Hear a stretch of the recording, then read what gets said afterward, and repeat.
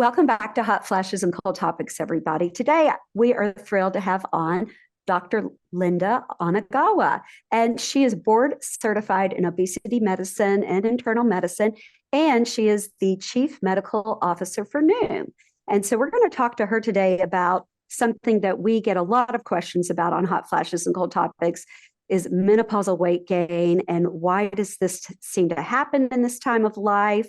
And I am someone that did lose 30 pounds in the past year, and I did use Noom for that, and that worked for me. And so we're just going to talk about why this happens at this time of life and just some things that we could do during this time of life to help. So that's my first question is, why do women tend to gain weight during menopause?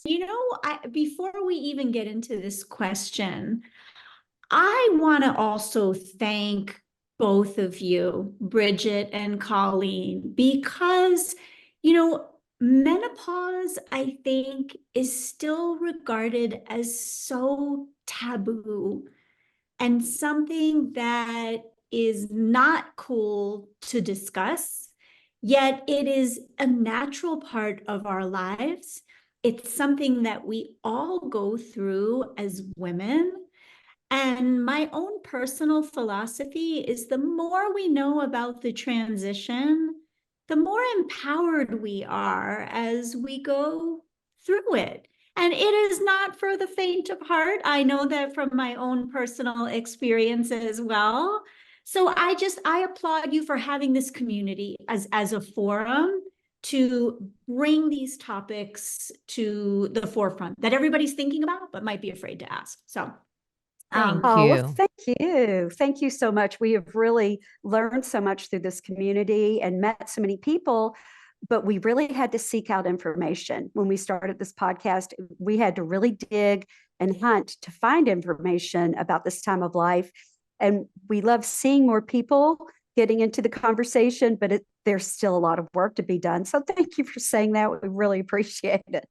no, But yeah, so with that, the whole thing, one of our biggest questions, and we have a Facebook group, and that is something a lot of women, especially when they're in peri and they're starting to go through this, they're like, what is happening to me? Why am I putting on this weight when I've done everything I used to do?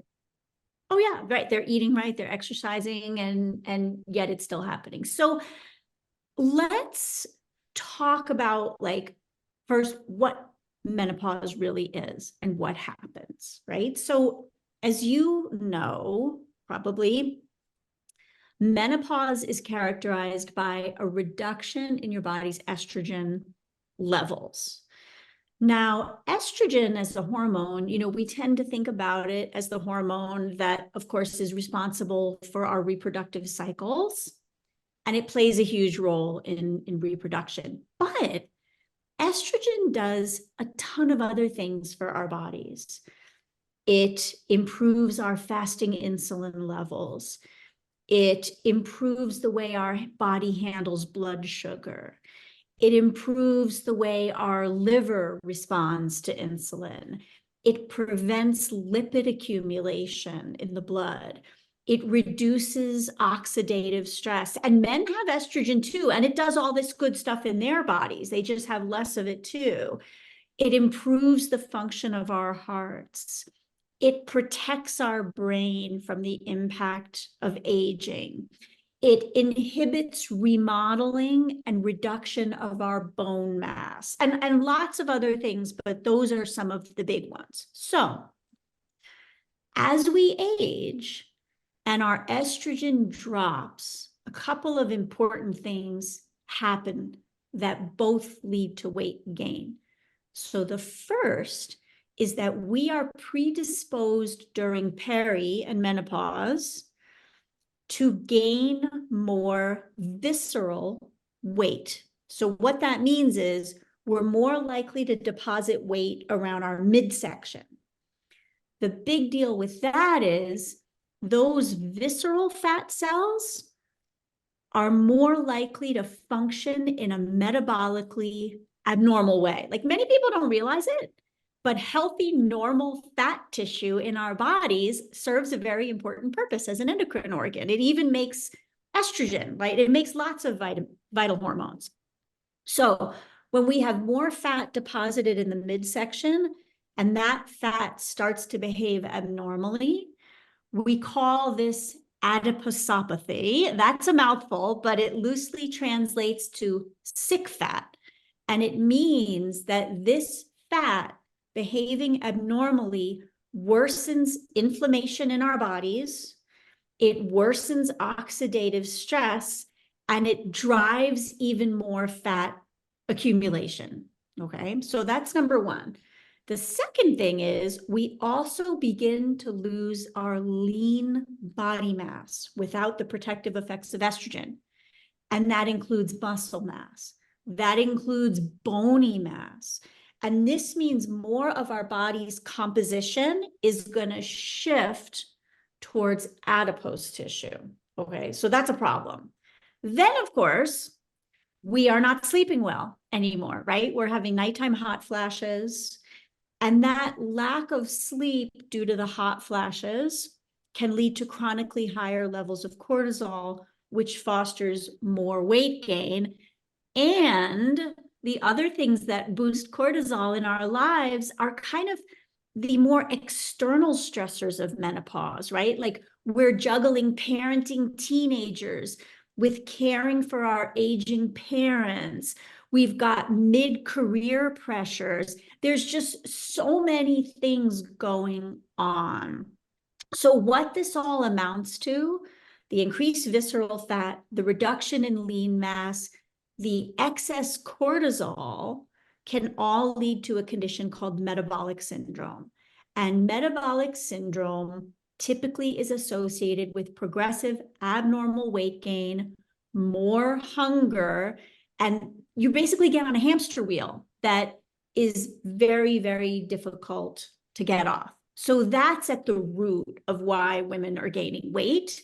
It's not because you're weak or you're doing the wrong things or you don't have the willpower. It is very, very simple biology.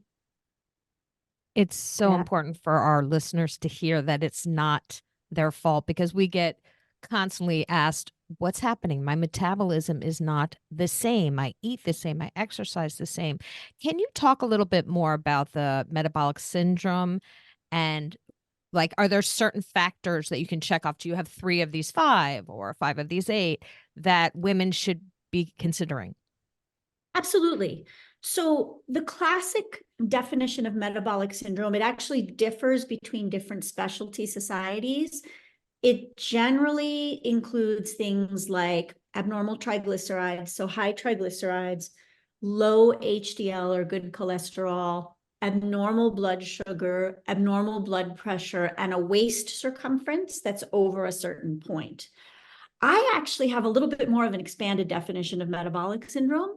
You know, I look at in women something called a HOMA-IR score, which is a ratio of fasting insulin to the fasting plasma glucose. And what I find in women is that that HOMA-IR score can often become abnormal before anything else does. So it's a great early indicator that you are potentially insulin resistant and at a higher risk for the metabolic syndrome. So it's a test that I always recommend doing. And, you know, many times I have women come to me as an obesity specialist and they say, well, I saw my doctor, they did a glucose and an A1C and they said, I'm fine. I don't have prediabetes and I don't have diabetes.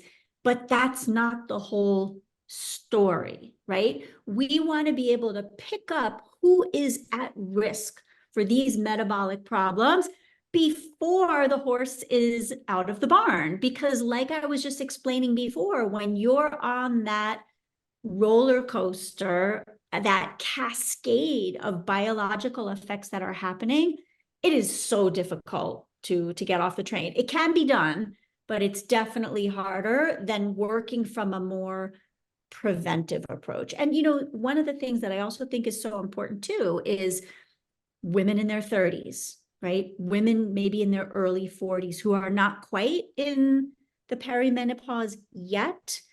When I hear that there's a family history of weight gain, when I hear there's a family history of hypertension, diabetes, other metabolic disease. If a woman has had gestational diabetes or she's been diagnosed previously with polycystic ovarian syndrome, all my alarm bells are going off, because I know this woman, when she enters peri, she is going to become high risk, and that risk is only going to increase throughout the rest of her life. So how do you do this testing? How do you check to see, is it blood work? How do they do that? Very simple blood test. So you go to the Okay. lab, you have a fasting insulin drawn at the same time as a fasting glucose. And then doctors can plug that into the HOMA-IR equation. It's not calculated abnormality, or you can do it yourself actually through the Blood Code website or others that are available to anybody. You can plug in your numbers, and there are differing definitions of who meets the criteria for insulin resistance. But my general rule of thumb that I have felt to be pretty accurate phenotypically with what women are telling me, my patients tell me, is that if your score is less than 1, you're probably pretty insulin sensitive and you're not yet impacted by the metabolic syndrome, which is good news. If you're between 1 and 2, you've probably got some early insulin resistance going on. If you're over 2, definitely 100%, that is what you are dealing with. Wow. So what do you do about that? Or were you going to ask something else, Colleen? I No. didn't know I about that. was going to say that's just, that's so important for our listeners to know, because I had never heard of that testing before.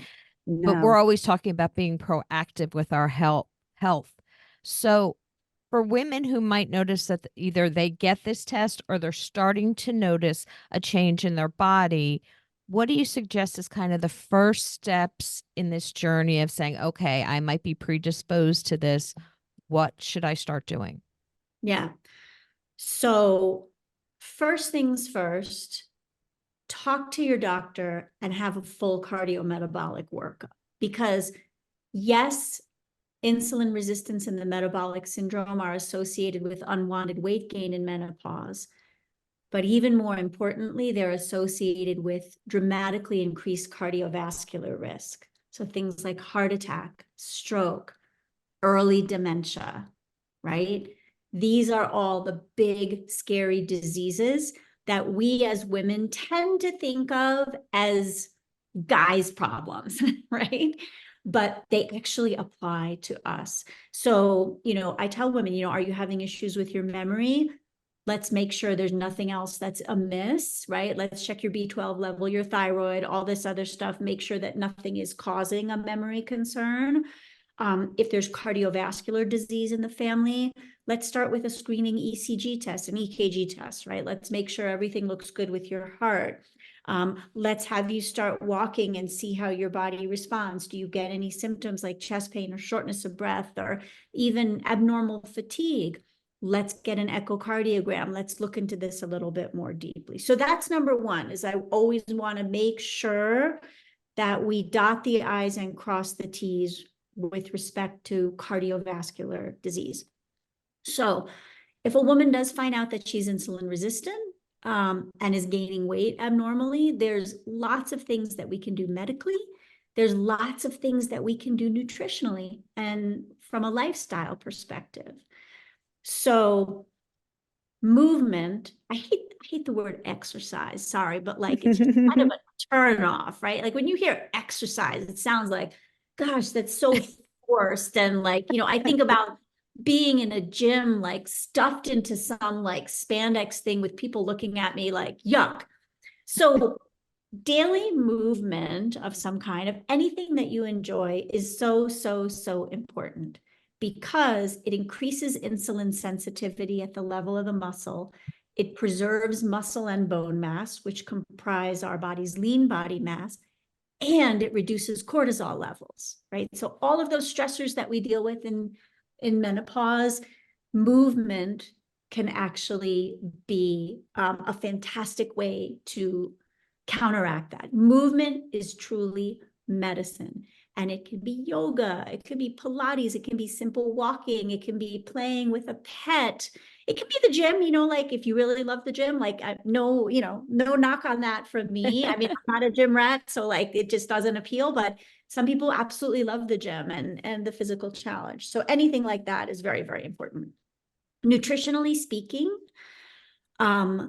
focusing on protein as a core part of the diet is very, very, very important, because the protein will help keep your lean body mass. It fuels the muscle, and muscle is our engine that burns extra calories for us. I like to keep carbohydrates mostly in the form of things that are green and high fiber. Yes, spinach is a carbohydrate for sure, but complex carbs, lots of fiber, because that also feeds the gut bacteria that we're learning more and more also play an important role in weight regulation, but also our mood. The gut actually is rich in serotonin, as it turns out, right? So nurturing our gut bacteria in that way, and then choosing healthy fats, because fat and protein don't spike insulin levels the way that carbs and sugar do.